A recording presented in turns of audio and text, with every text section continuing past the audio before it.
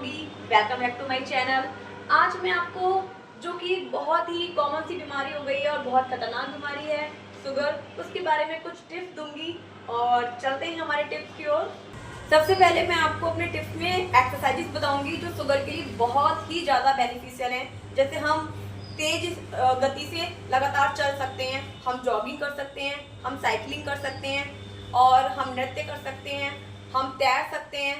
और लेकिन हमें इसमें से जो भी एक्टिविटीज़ करनी है ना, उसको हमें कम से कम 30 मिनट्स तक कंटिन्यू रखना है। हम अगर डांस कर रहे हैं या हम तैर रहे हैं, हम उसको हल्के और तेज कर सकते हैं, लेकिन हमें बिल्कुल भी रुकना नहीं है कि हम रुक के बैठ गए। हमें 30 मिनट्स तक उसको करना है और निरंतर करनी है हमें ये गतिविधि। इससे क्या होता है कि हमारी जो हृदय की गति है वो बढ़ जाती है, और जब हमारी हृदय की गति बढ़ती है तो हमारे रक्त में शर्करा का स्तर तेजी से कम हो जाता है और हमारी शुगर खुद ब खुद कंट्रोल हो जाती है। हमें जब शुगर मना है तो हमें शुगर को किसी भी फॉर्म में नहीं लेना है। लोग क्या करते हैं, मैंने व्हाइट शुगर चीनी नहीं ली लेकिन मैंने गुड़ खा लिया, लेकिन हमारा वो जो मीठा है ना हमारी बॉडी में जा रहा है, तो हमारी बॉडी में शुगर का लेवल कहीं ना कहीं वो बढ़ा रहा है। हमें इन चीज़ों पे बहुत ध्यान रखना है और इन्हें एक लेवल तक रखना है। हमें बिल्कुल नील भी नहीं कर देना है कि शुगर हमारी नील पे पहुंच जाए। ठीक है, अब मैं आपको 3 महत्वपूर्ण योगासन बताऊंगी जो अगर हम नियमित रूप से करते हैं तो हमारे शुगर के लेवल को कंट्रोल करने के लिए।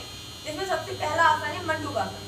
मंडूकासन से क्या होता है, हमारा जो पैनक्रियाज होता है वो उत्तेजित हो जाता है, और जब पैनक्रियाज उत्तेजित होता है तो हमारे शरीर में इंसुलिन का उत्पादन अच्छी मात्रा में होता है। जब शरीर में इंसुलिन का उत्पादन अच्छी मात्रा में होगा तो शर्करा का लेवल अपने आप ही कंट्रोल हो जाएगा। अब मैं आपको बताती हूँ मैं मंडूकासन करना कैसे है।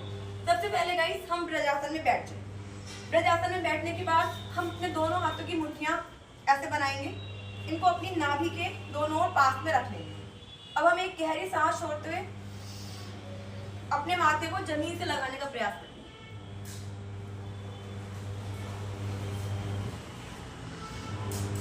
इस प्रक्रिया को हम 4 से 5 बार दोहराएंगे। शुरू में हम अगर 2 से 3 बार भी करते हैं तो कोई दिक्कत नहीं। इसके बाद में मैं जो हमारी मंडूकासन है, इसको मेढक मुद्रा भी कहते हैं, इसको हम इस तरीके से भी कर सकते हैं। हम अपने दोनों हाथों को ऐसे रखेंगे, पैरों में गैप करेंगे, ऐसे हमारे पैर फोल्ड रहेंगे और ऐसे हम अपनी थाइस को जमीन पे लगाते हुए ये लेट जाएंगे। ये है हमारी मेढक मुद्रा का पोज। इस क्रिया को भी हम 4 से 5 बार दोहराएंगे। इसके बाद हमारा दूसरा आसन है धनुरासन। धनुरासन में हम क्या करते हैं, सबसे पहले हम पेट केवल लेट जाते हैं। पेट केवल लेटने के बाद हम अपने पैरों को उठाते हैं, अपना आगे अपना जो धड़ का पोर्शन है उसको भी उठाते हैं, फिर अपने दोनों हाथों से अपने पैरों को पकड़ते हैं और जितना खींच सकते हैं उतना खींचने की कोशिश करते हैं। इस क्रिया को भी हम जितना होल्ड कर सकते हैं उतना होल्ड करेंगे और 4 से 5 बार दोहराएंगे।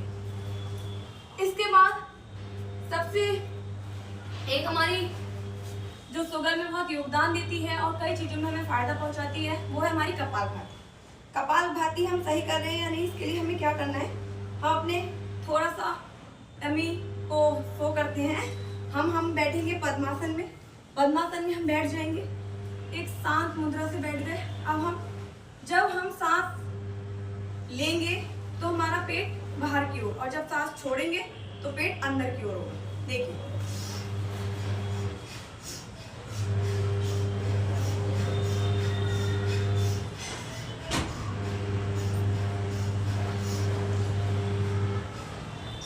कपालभाति में आपको आपके कंधे नहीं हिलने हैं और आपको अपने सांस पे ध्यान रखना है, पेट के अंदर बाहर जाने पे ध्यान रखना है। अगर आप कपालभाति नियमित रूप से करते हैं तो आप कभी भी मोटे नहीं होंगे और ये आपके शुगर को नियंत्रित करने के लिए भी बहुत अगर आपको वीडियो अच्छी लगी हो तो मेरे चैनल को सब्सक्राइब करें, बेल आइकन को प्रेस करें, लाइक करें और शेयर करें, और ऐसी ही जानकारी के लिए मुझसे मिलते रहिए। बाय।